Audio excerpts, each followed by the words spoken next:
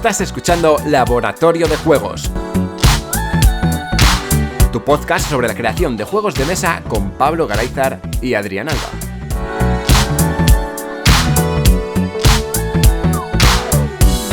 Bienvenidas y bienvenidos a un nuevo programa de Laboratorio de Juegos. Yo soy Adrián Alba y como siempre tenemos al otro lado de la línea a Pablo Garayzar. Hola Pablo. Hola, ¿qué hay? Hoy venimos con el camino del diseño y siguen las abejas, que creo que van a tener trilogía, saga, no sé. ¿Cuánto tiempo voy a hablar de las abejas, Pablo?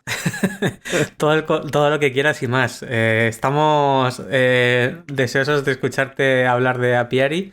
Hay tanto hype que es hypeari ya. Es hypeari. De hecho, he creado a la gente necesidad de jugar al juego cuando es un juego que aunque hablo mucho de él y digo que está cerrado pero mal. O sea, es un juego del que yo no me siento todavía a gusto con él, ¿no? Sé que hay cosas que funcionan, cosas que no y bueno, pues ahí está. No estás 100% Eso satisfecho. Es. Sé que se puede hacer mejor con la misma idea y bueno, eso lo iré haciendo poco a poco. Pero en este Prototipos último ha habido necesidad de jugarlo.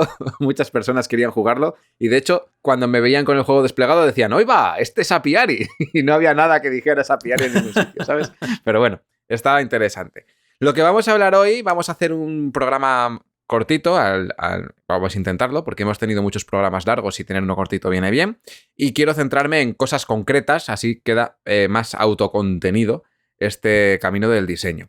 Voy a hablar un poco del balanceo del juego, por qué tomé las decisiones de poner cierta cantidad de fichas o cierta cantidad de iconografía en el juego y cómo hice, por qué tomé esas decisiones y bueno, un poco cómo hago yo ese estilo de balanceos, ¿no?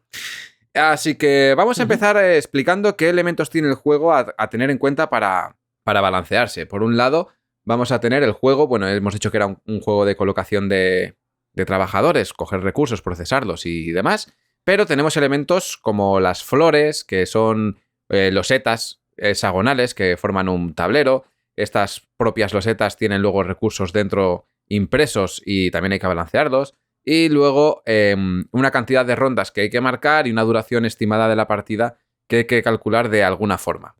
Empezamos con el tema de las losetas. Las losetas, al principio, pues bueno, las losetas eran de las losetas de flor, que son las que conforman un campo en el centro de la mesa donde todos los jugadores luchan por conseguir los recursos o compiten por conseguir los recursos que hay en las diferentes flores. Pues esto ha tenido que tener un balanceo de alguna forma a la hora de crearlo. Además, estas flores evolucionan a lo largo de la partida y hay más losetas que van a ir solapándose a lo largo de la partida y van a quitar las que estaban antes se quedan inutilizadas y las nuevas van cogiendo el protagonismo. Pues para balancear esto, ¿cómo empezamos? ¿Cuántas losetas de flor empiezo yo seleccionando? ¿Por qué son exactamente 12 losetas a 4 jugadores? ¿Por qué tenemos menos losetas cuanto menos gente estemos jugando? ¿Y por qué está hecho, no?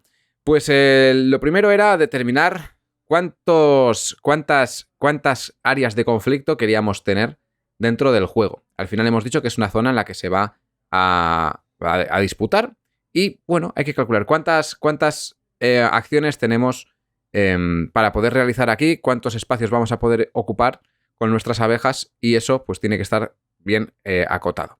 Como el juego tiene la premisa de empezar con poco y ya tenía determinado que íbamos a empezar con 2 o 3 abejas que podríamos utilizar para ir a por recursos, esto ya previamente creo que ya lo habíamos contado en otro programa, una vez determinado esto, pues en base a eso empezamos a calcular cuántas losetas llevamos. Cada loseta se compone de 2 espacios, por lo tanto hay que tener en cuenta que cada bloqueo, o sea, si vamos a calcular la forma de bloquear, pues hay que calcular cuántos espacios disponibles vamos a tener y al mismo tiempo cuánto beneficio nos vamos a llevar por cada una de esta loseta. El despliegue inicial tenía la premisa de que fuera pequeño. El despliegue tenía que ser, que para generar conflicto, tenía que ser un despliegue pequeño, pero dando la oportunidad a todo el mundo a tener la capacidad de posicionarse sin haber sido destrozado en la primera ronda o en el primer pase de ir colocando las abejas en el campo. ¿Y esto cómo lo hice? Pues simplemente basándome en la cantidad de abejas que teníamos. ¿Cuántas abejas tenemos? 3 abejas tenemos. Vale. ¿Cuántas veces tenemos que hacer acciones que sean no intrusivas y cuántas veces queremos que sean acciones intrusivas? Para el desarrollo del juego, obviamente, no es un juego de interacción directa brutal, hace falta que sea interacción, pero la justa y lo justo para que bloqueemos los espacios. De primeras, a mí se me ocurre decir, vale, vamos a empezar de lo fácil. Si yo tengo 3 abejas, lo que tengo que poner son 3 flores por cada jugador, porque así, pues 3 por 4, somos 12 flores, una posición por abeja. ¿Esto qué va a hacer? Pues que la gente no va a entrar en conflicto porque vas a poder poner una abeja en cada sitio, ¿no? Y dices, vale, vamos a acotar esto. ¿Cómo lo acotas? Pues dependiendo de la interacción que quisiera tener, y esto ya fue un poco lo que me lo dio, fue el testeo. Primero eliminamos una casilla, o sea, una flor por cada jugador, de forma que el tablero central, en vez de componerse a 4 jugadores, en vez de componerse de 12 losetas, se compondría de 8.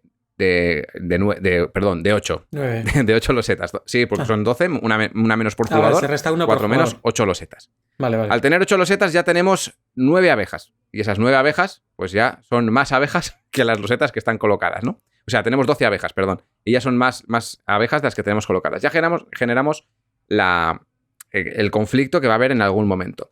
Aparte de eso, volvemos al siguiente paso. Vale, vamos a intentar generar aún más conflicto. Y entonces quitas el doble. Dices, venga, pues vamos a quitar más. Vamos a quitar 8 y vamos a dejar 4 losetas. Obviamente a 4 losetas es una cosa inviable, pero hay que probarlo para ver qué sensaciones queda y a ver qué conflicto se va generando, ¿no? Esta fue un poco la matemática básica que hice al principio. Ya ves que no es ni matemática ni es nada. Es casi, bueno, pues cuánto tengo y voy quitando, La ¿no? cuenta de la abuela. Sí, básicamente es eso, sí. O sea, matemáticas de lápiz y papel. Sí, o sea, son matemáticas que coges un folio y sin folio, pero haces un folio y lo haces y ahí, pues, ¿qué haces? Eso sí, cosas importantes que hago yo en este tipo de balanceos. Aunque sean matemáticas muy, muy sencillas, yo lo que sí que hago es coger un folio o un papel o lo que sea y me pongo ahí una tabla. De forma que vas viendo el desarrollo que vas llevando diciendo, vale, pues si yo quito, pues dices, tengo 12 losetas y tengo tantas abejas. En la siguiente tabla, pues, o sea, en la misma tabla vas quitando, ¿no? Pues para las mismas abejas tengo tantas losetas. Y vas haciendo ahí conexiones para saber, la cuenta a la vieja, como tú has dicho, para saber cuántas veces vamos a generar el conflicto a la hora de retomar estos recursos.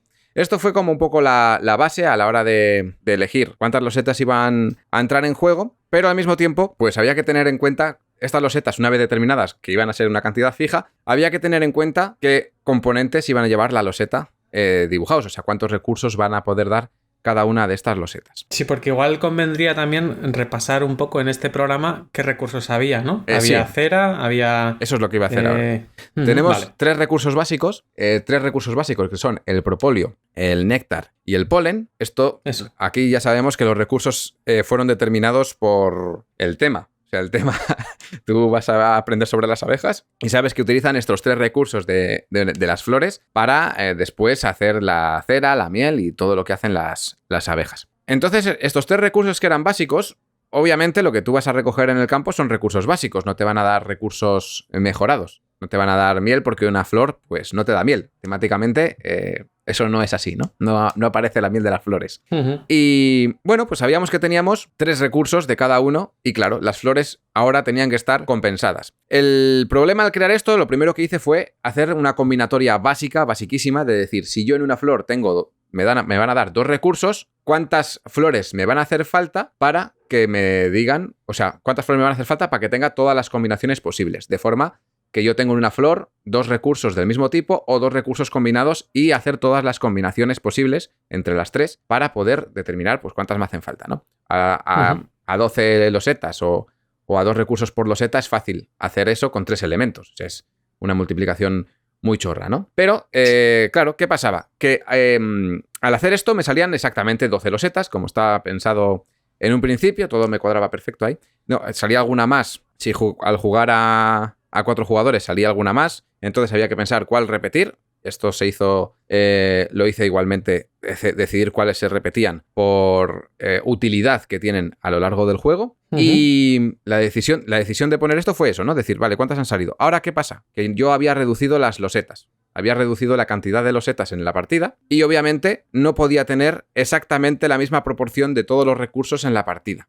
Y a la vez yo no podía decir, pues voy a preparar esto de forma aleatoria para que el mapa se conforme como sea y de repente hay un recurso que no aparece o tal, ¿no? Al hacer esta combinación se me ocurrió que si va a haber tantas losetas en juego, para esas losetas tiene que haber las losetas que te den estos recursos con un mínimo de que aparezca mínimo una vez un recurso y con un máximo de que me aparezca tantas veces máximo este recurso.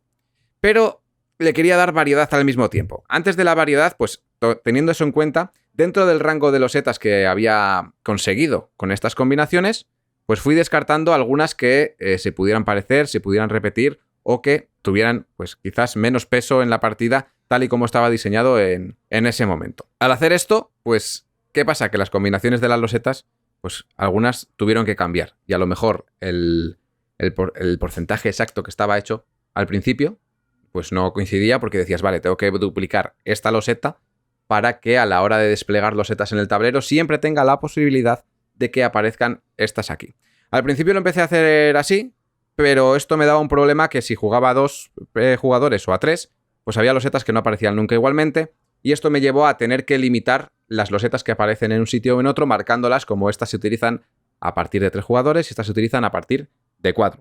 Pero todo esto, pues combinatoria básica, no tiene tampoco mucho más. Hemos quedado en que has conseguido un conflicto limitando el número de losetas por 2 factores, el número de jugadores, ¿no? Y el tipo de recursos. Entonces, intentas evitar que todo el mundo pueda triunfar a la vez. Eso es. De esa forma, haciendo unas matemáticas que tampoco son ciencia aeroespacial, pero que tienen su sentido. Es decir, hay 2 variables ahí importantes que tienes en cuenta y las has aplicado las 2. Y a la hora de hacer esto, el problema venía a que al acotar a 2 y 3 jugadores, las posibilidades a veces se quedaban limitadas o se quedaban sosas y aburridas. Y dije, espérate, que si jugamos con todo el abanico de posibilidades que teníamos al principio, a lo mejor podemos seguir haciendo el mismo juego y haciendo que esto sea mucho más divertido. Y aquí es donde me vino la genial idea de decir, vale, si yo tengo un tablero principal a 2 jugadores que son 4 losetas, solamente van a ser 4 losetas. Claro, si yo saco 4 una de cada recurso, me queda una colgada, pero luego al mismo tiempo, pues si pongo 2 mezcladas, me va a quedar una desigual y siempre va a haber un recurso de más. ¿Y cómo puedo hacer esto para que esto sea equilibrado y equitativo? Pues si repartimos una loseta extra a cada jugador al principio de la partida, entonces se puede hacer una ronda en la que los jugadores eligen qué losetas poner y van a poder determinar cómo se compone el mapa inicial y van a tener que jugar acorde a lo que han creado al principio de la partida. Obviamente estas losetas tendrían que seguir bien proporcionadas para que eligieran lo que eligieran los jugadores. Las losetas que se colocan siempre van a tener la cantidad de recursos, o sea, los 3 recursos impresos. O sea, de forma que siempre vas a poder recoger los 3 recursos básicos. ¿El mayor o en menor medida? Pues eso ya depende de los jugadores. Quizás en la primera partida es un poco irrelevante, pero una vez que has jugado más, sí que dices, espérate, porque si yo pongo este tipo de recurso y voy a empezar yo jugando porque yo soy primer jugador, a lo mejor me interesa empezar con este tipo de flor porque me marco ya una estrategia desde el principio. Y eso funcionó bastante bien. Lo que pasa que había que aprovechar las losetas, ya aquí ya quería meter yo un componente extra y dije, espera. Pero además, para tener que tomar más decisiones, vamos a ponerle a cada loseta, por el reverso, le vamos a poner una condición de puntuación o unos recursos iniciales. Al principio fueron recursos iniciales. Y dices, vale, pues ¿con cuántos recursos vas a empezar? Dependiendo de la loseta que pusieras, hay algunas que con la combinatoria se quedaban más potentes que otras a la hora de hacer las acciones después, porque las que te dan 2 recursos del mismo tipo, al final, en lo que se transfiere en la partida, es que son más potentes que las que te dan un recurso de cada. Todo dependiendo un poco también de la estrategia, pero suele ser así, porque es como que te haces más de lo mismo y luego ya vas encajando, ¿no? Cada una tenía una historia. Entonces, los recursos básicos iban acordes a las losetas que no colocabas. O sea, tú tenías lo que colocabas, pues si tú te quedabas con una flor, recibías lo contrario de lo que colocabas, ya que estabas eliminando ese recurso de o sea, los recursos que estabas poniendo para luego poder recogerlos, pues están bien. Eso quiere decir que vas a poner menos losetas de otro tipo. Entonces, las matemáticas en los recursos iniciales iban basadas en eso, ¿no? En si yo voy a colocar esta loseta o se va a hacer este conjunto de losetas, yo de inicio voy a solventar el problema de que hay menos recursos de un tipo sobre la mesa, teniéndolos ya en mi inventario al principio del juego. Y todo esto, como digo, pues matemáticas básicas basadas sobre todo en el número 3. Uh-huh. En el número 3, ya que 3 eran los elementos que hemos tenido al principio del juego determinados por la temática y que luego, pues, como bien dijo Paco más de una vez, los números primos nos dan facilidades, ¿no? Para determinar ciertas cosas y aquí es donde quería poner pues, ciertas cosas, ciertos problemas en la mesa debido a otro tema. Yo una pregunta te quería hacer en este punto. ¿Preparaste algún tipo de tabla Excel o algo así para hacer una especie de estimación del coste de cada uno de los recursos en función de si metías o quitabas alguna loseta o no? Es decir, entiendo que los 3 recursos que has comentado en principio son igualmente valiosos, ¿no? Porque luego son recursos primarios que luego te sirven combinados para generar recursos secundarios que son los que realmente vas a conseguir pues las acciones especiales, puntos y demás, ¿no? Porque vas rellenando tu panel y todo esto. Entonces, en principio todos valen 1, como quien dice, ¿no? Eso es. Lo que pasa que luego por testeo o por combinatoria o por agilidad mental te diste cuenta de que las losetas que tenían un recurso repetido, generaban una pequeña ventaja porque luego a la hora de transformarlos, cuando se transforman en recursos secundarios, son 2 recursos se convierten en 1 o hay que hacer una combinación. Sí, hay que hacer una combinación. No hay que 2 recursos se conviertan en 1, pero si tú te asegurabas que tenías 2 recursos de un mismo tipo, concretamente del tipo Néctar, que era la ficha blanca, que es ahora, ¿no? El recurso blanco. Ese recurso tiene doble combinación para mezclar. Lo puedes mezclar con el azul o lo puedes mezclar con el verde.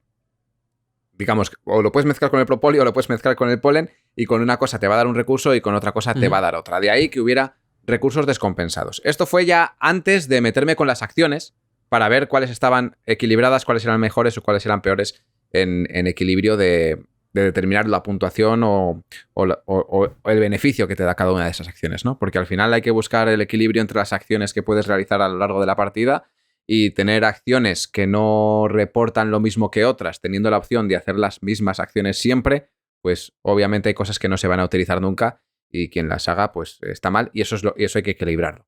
Al principio empezaba este pequeño desequilibrio ahí, pero con el tiempo, aunque al principio no fue así, al final me acabé volviendo a la combinatoria estadística de un recurso a un punto y lo que equilibré para que fuera compensado fue otros elementos. Entonces son como 2 aproximaciones, ¿no? La primera aproximación podría ser decir, tengo un recurso que se combina mejor que el resto, por lo tanto vale más. Es decir, por ejemplo, claro, así es.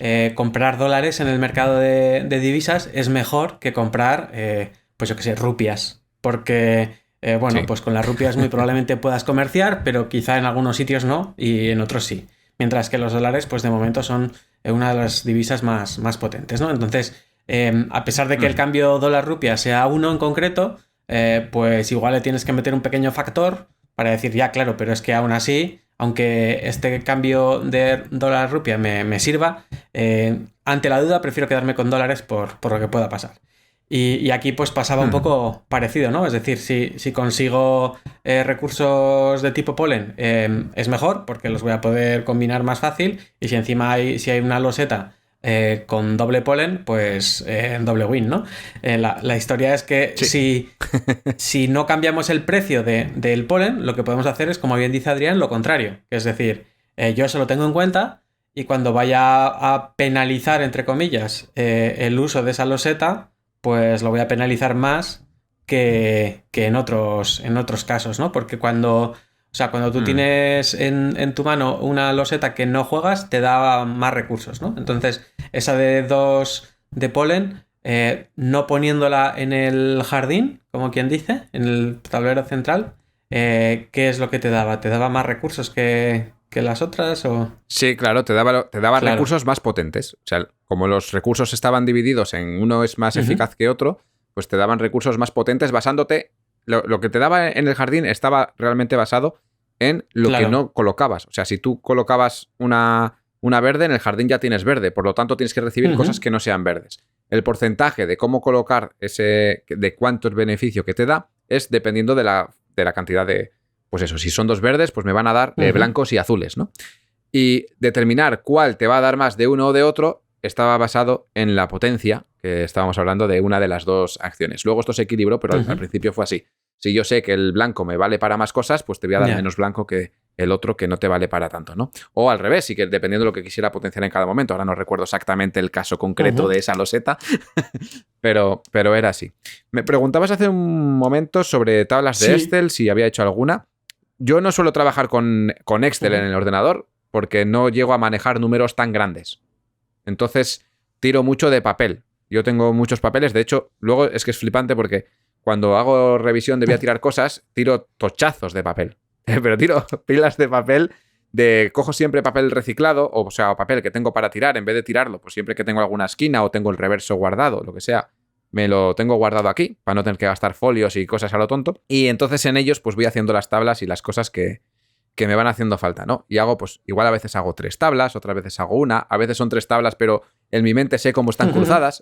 Entonces me pongo asteriscos y cosas diciendo, vale, pues este va mezclado con este, entonces si yo cambio este valor aquí, sé que aquí abajo me hago el Excel en mi hoja, vamos, pero no lo hago en un Excel directamente, aunque seguramente sería más sencillo en el Excel. ¿Por qué no lo hago en el Excel? Porque casi siempre que suelo estar haciendo este tipo de cosas, no me pilla en el ordenador. Entonces, pues no lo hago en el Excel por eso. Y una vez que está hecho en papel, una vez que lo transmito y una vez que hago que el juego intente funcionar o tal, pues ya no me hace falta ir al Excel cuando sé lo que tengo que poner porque me apunto directamente los resultados, ¿no? Me voy poniendo, tengo que hacer esto, esto y esto. Y una vez hechas las cuentas. Aquí venía lo que te iba a decir, que una vez, justo después de haber valorado cómo hacer que las losetas quedaran de forma equilibrada en el centro de la mesa, ahora vamos a valorar qué es lo que pasa en las siguientes acciones que vamos a realizar, que son mezclar los componentes, aumentar la colmena, hacer pues más cantidad de cosas, ¿no? Aquí, hablando de números primos, que a veces nos dan problemitas, tenemos 3 recursos. De estos 3 recursos, como bien hemos dicho, mezclando 2 de ellos te dan un recurso procesado. Y mezclando otros 2 de ellos te dan otro recurso procesado. Y el recurso que se repite en las 2 cosas es el recurso blanco, el recurso del néctar, ya que son el recurso que te va a hacer usarlo, o sea, lo usas para los 2 elementos procesados. Entonces, claro, tiene mucho más valor el néctar, pero el polen también iba a tener su uso. El polen, vale, había que usarlo. ¿Y cómo vamos a usar el polen? Pues vamos a usarlo para poner nuevas flores en el mercado, porque el polen, ¿qué hace? Polinizar. ¿Y qué es la polinización? Que nacen nuevas flores, hay flores que crecen, todo eso, ¿no? Sobre todo en hacer nuevas flores. Y vale, pues digo, vale, hay que hacer un mercado de flores para poder hacer que el polen tenga esta funcionalidad tal y como es en la vida real, porque recordamos que estamos intentando hacer una adaptación del juego, ¿no? De forma que el polen, ya con eso ya sabíamos que íbamos a comprar nuevas flores. El uso de estas nuevas flores, la combinatoria de estas nuevas flores, no me voy a meter en ella, porque al final iba dada por las flores que estaban previamente hechas, y las que descarté fueron las que empezaron a ser estas flores nuevas, ¿no? O sea, era como... Vale, las que he descartado porque no me valen para el setup inicial, sí las puedo poner para que la gente las compre y las añada al juego. ¿Cuánto polen va a costar esto? Pues si a mí me cuesta ciertos recursos hacer ciertos elementos como acción en mi zona de juego, pues tengo que hacer que el polen sea equilibrado, porque tengo que hacer que todas las acciones sean equilibradas, o es lo que yo busco. Otra cosa es que busque el desequilibrio, pero yo estaba buscando el equilibrio en todo, de forma que si me cuesta 2 recursos hacer un recurso procesado, pues me va a costar 2 recursos poder obtener una nueva flor. Y de esta forma, el consumo de cada uno de los recursos va siendo equilibrado. Esto no quiere decir que se vaya a quedar así al final del juego, pero es un dato importante a la hora de ir buscando el equilibrio y luego ver dónde buscar pues los desequilibrios o lo que quieres buscar en cada momento, ¿no? Y se me quedaba el propóleo, el recurso azul, se me quedaba colgado. Este se ha quedado colgado durante mucho tiempo, tampoco le di muchas vueltas cómo darle vueltas para poder usarlo de otra forma, pero al final ha tenido sus usos, ¿no? Al principio no tenía ningún uso, simplemente se podía utilizar para hacer la cera con una de estas mezclas. Entonces era el recurso loser, el recurso que nadie quería y el recurso que nadie iba a poner en el campo de batalla. En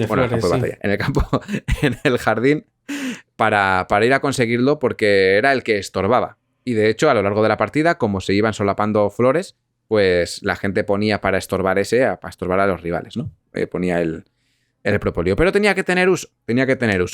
Durante la partida, al principio de la partida, había unas reglas de colocación de una forma en las que tú, cada vez que ibas a por recursos al bosque, colocabas las abejas donde te apeteciera. Entonces tú ibas reclamando diferentes zonas y eso hacía que, bueno, el jugador que iba en primer lugar tenía ventaja porque se podía mover por donde quisiera siempre, sin ningún tipo de limitación. Y entonces aquí nació una nueva regla que va muy tematizada, que es que a la hora de colocar las abejas en el campo de flores, pues tienes que ir colocándolas adyacentes a una que ya hayas colocado previamente. De forma que ya tus movimientos iniciales, el movimiento inicial es libre, pero el resto están acotados por la posición inicial de la primera abeja que hayas conseguido. ¿Y con esto qué pasaba? Que, vale, pues había veces que en la partida gente se quedaba un poquito bloqueada y surgió de, oye, espérate, que tenemos un recurso aquí que no vale para nada, o vale para poco, lo podemos potenciar. ¿Cómo lo potenciamos? Haciendo que este recurso tenga un uso extra que vale para saltar flores. Y ya no mantienes la adyacencia. O sea, tú pagas ese recurso para eliminar la adyacencia que tienes que tener a la hora de colocar unos peones. En este momento, este recurso pues empieza a tomar valor, empieza a tener un poquito más de valor, aunque a mí, personalmente, pues no me llegaba a convencer del todo, ya que pues era una acción que no se utilizaba siempre, era muy ocasional, y al final el recurso pues no llegaba a ser lo que tenía que ser.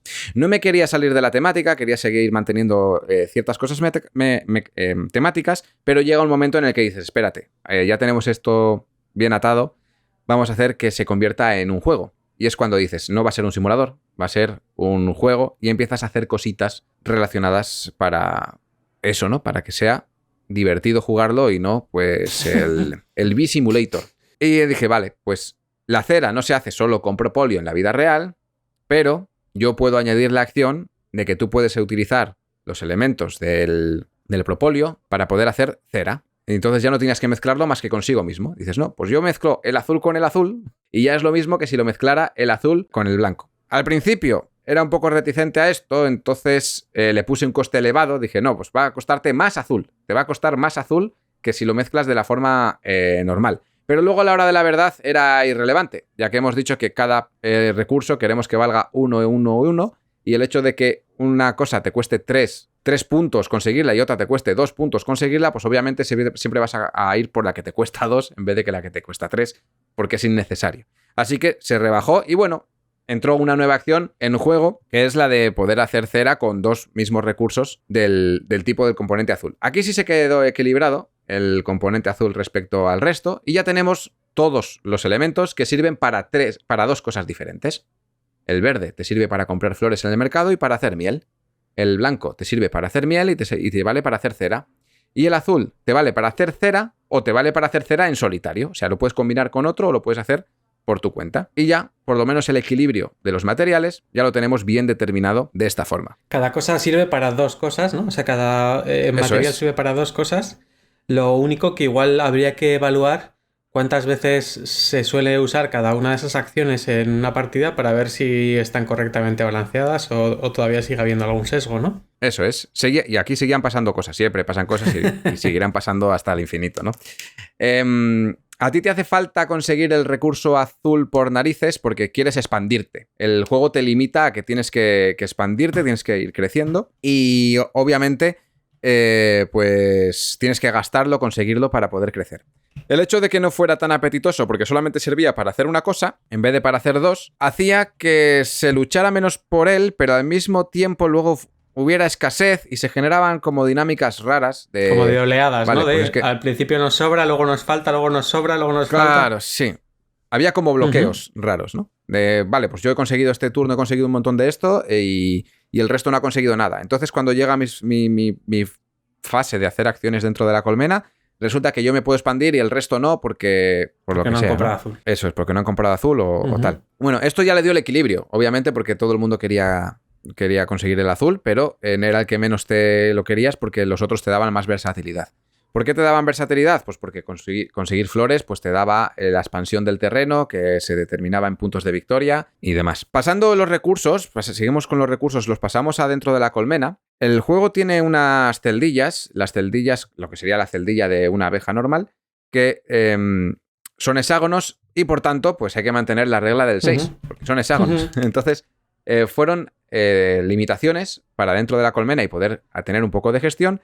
Nos limitamos a que puedes guardar 6 recursos dentro de cada celdilla, única y exclusivamente 6 recursos dentro de una celdilla, y con la limitación de que no puedes guardar más de un mismo recurso en la misma celdilla. ¿Por qué esto? Porque si no haces eso, puedes no seguir adelante en el juego, decir, vale, no, yo me quedo aquí bloqueado, entonces, como no me quiero expandir, pues me voy quedando mis 2 recursos aquí, no me hace falta mucho, y con poco puedes hacer quizás más que otras personas al no tener esa limitación de almacenaje. Al tener la limitación de almacenaje, el juego te obliga a que tengas que expandirte para poder seguir almacenando con la proporción que a ti te apetezca. Y es importante ya que en el juego te he dado objetivos que puedes cumplir o no, ya eso depende de ti, para poder puntuarlos al final de la partida, que muchos van relacionados con el almacenaje de las cosas que tengas al final de la partida. A mí al jugar esa parte de... Bueno, yo jugué una versión bastante antigua de Apiari, pero me generaba cierta confusión saber si tenía que expandirme mucho o no dentro de... Porque cada persona tiene un tablero propio y personal, empiezas con una pequeña colmena que tienen un par de hexágonos, ¿puede ser? Ahora 4. Luego explico. Ahora 4, vale. Y luego tienes que ir haciendo más hexágonos adyacentes, ¿no? A los que ya tienes. Entonces, muchas veces tenía la posibilidad de hacer las N paredes, porque había algunas que necesitaban más paredes que otras por el tema de las adyacencias. Y no lo tenía claro, no sabía si tenía que ir a por una cosa o por otra, ¿no?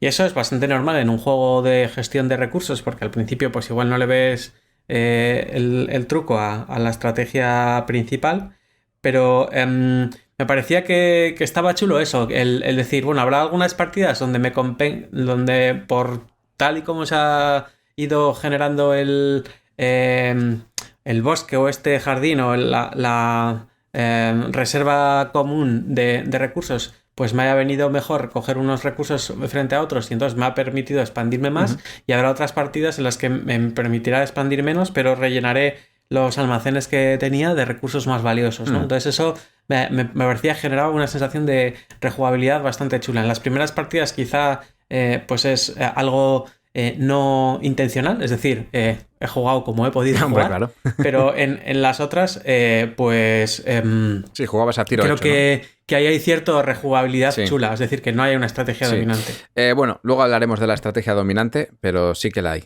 o sí que la había.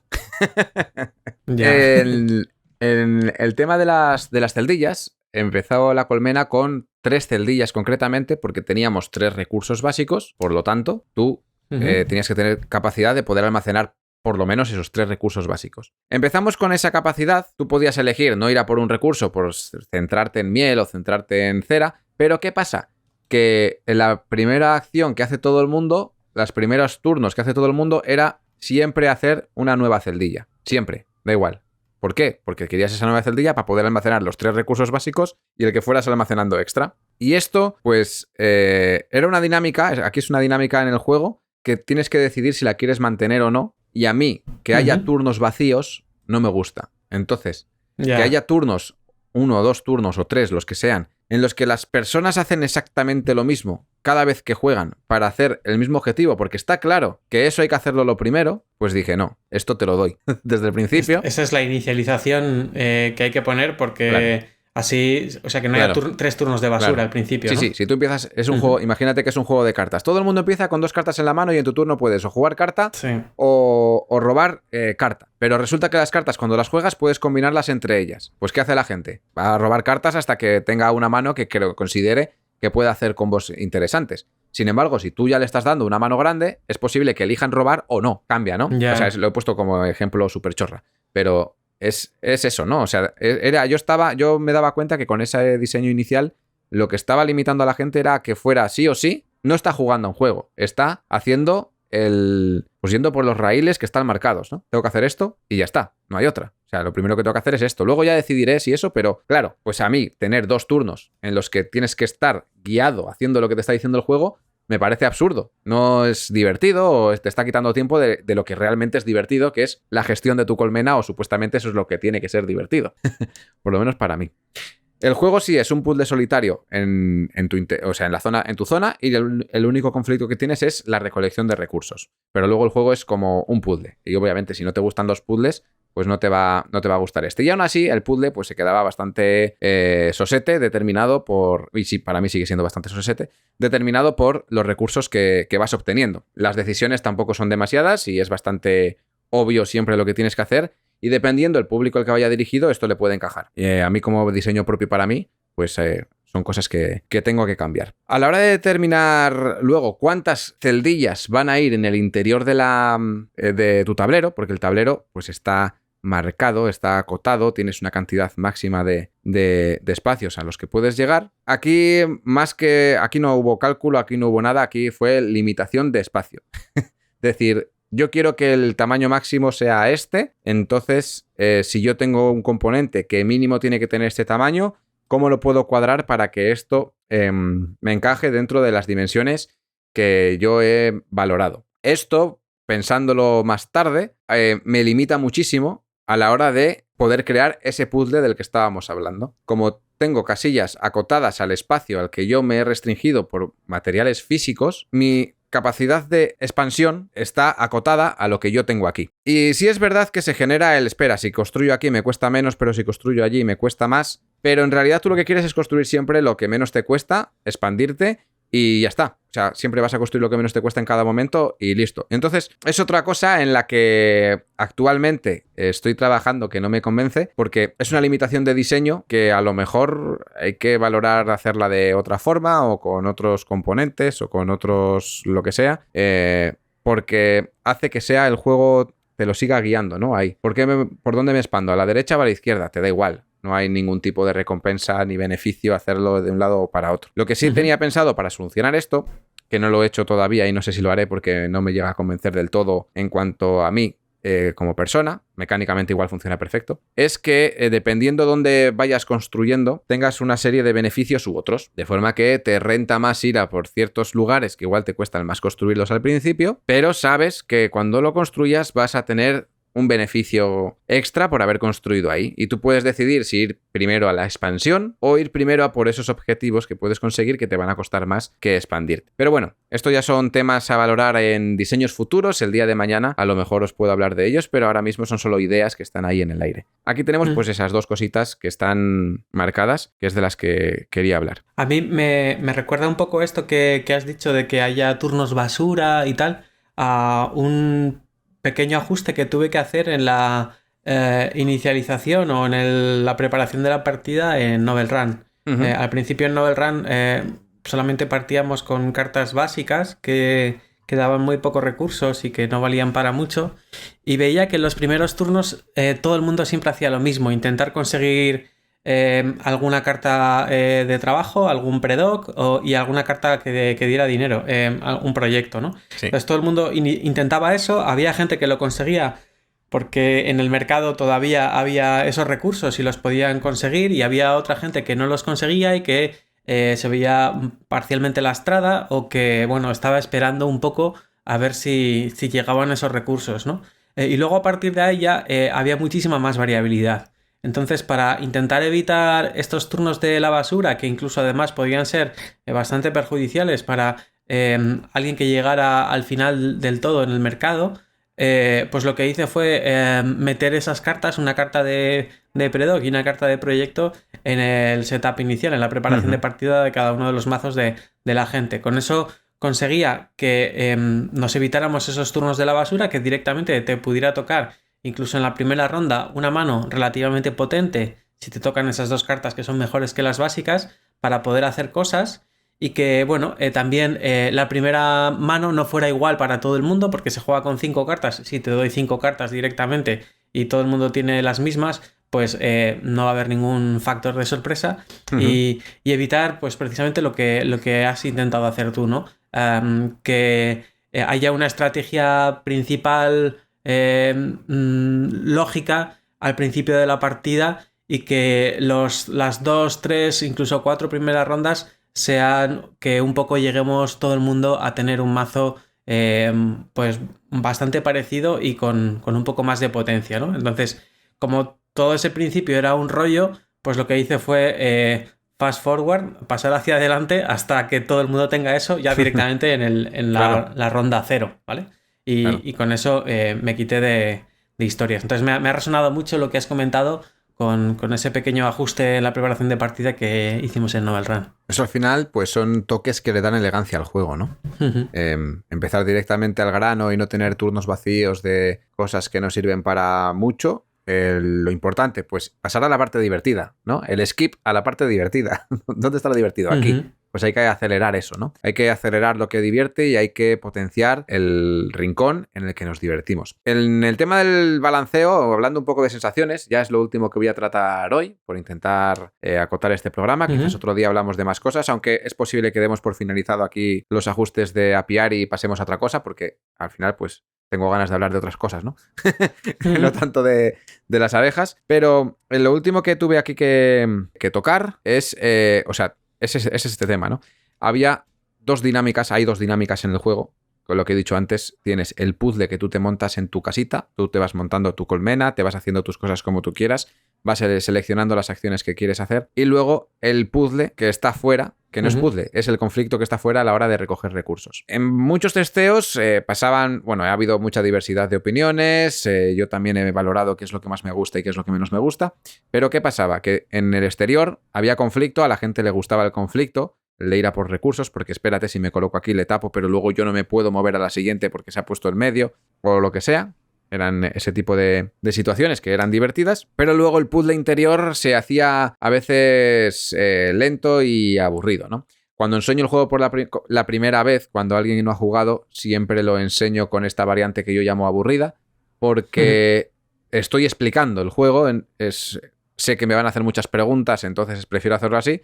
Pero el juego, cuando tú jugabas en la fase tuya de interior, lo que hacías era, primero una persona va y hace todo lo suyo, el siguiente jugador va y hace todo lo suyo, y así con toda la mesa. Eso lo hacía así porque había acciones que podías realizar durante tu turno que podrían afectar a lo que hace el resto. De forma que tú podías hacer una acción que a lo mejor te permitía ir a por recursos o ir a por lo que sea. De forma que si ibas a por recursos, ya estabas quitando recursos antes de la fase de ir a por recursos, entonces eso afectaba. Y claro, ¿qué pasa? Que es un juego en el que estás jugando en solitario, pero tienes que estar esperando a que otras personas jueguen de algo que a ti no te afecta en absolutamente nada. Tener acciones que te tenga que estar haciendo esa restricción hacía que el juego se pausara muchísimo. Por lo que empecé a quitar las acciones de dentro de la colmena que tuvieran influencia para el exterior, y así hacer que todo el mundo pudiera jugar de forma simultánea la fase de colmena. Dice, vale, fase de colmena, entonces todo el mundo hace su puzzle, yo hago esta acción, todo el mundo lo hace de forma simultánea, y lo que era 15 minutos ahora se hace en 3.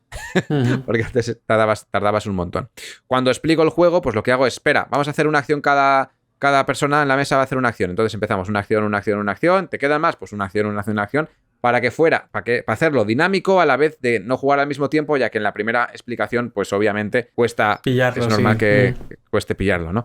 Pero bueno, para que fuera, vale, haces poquito en tu turno, pero no estás esperando a que alguien termine de hacer lo suyo durante 20 años. Entonces es la dinámica que utilizo para explicar, pero luego a la hora de jugar se juega de forma simultánea. Y eso agiliza mucho el juego. El hacer que todo el mundo jugara de forma simultánea ha hecho que el juego coja más peso y, o sea, que sea mejor en ese sentido, más disfrutable. Y de hecho, aquí me van a matar porque cuando he explicado el juego por otros tipos, yo lo he explicado con tú. O sea, en redondel, ¿no?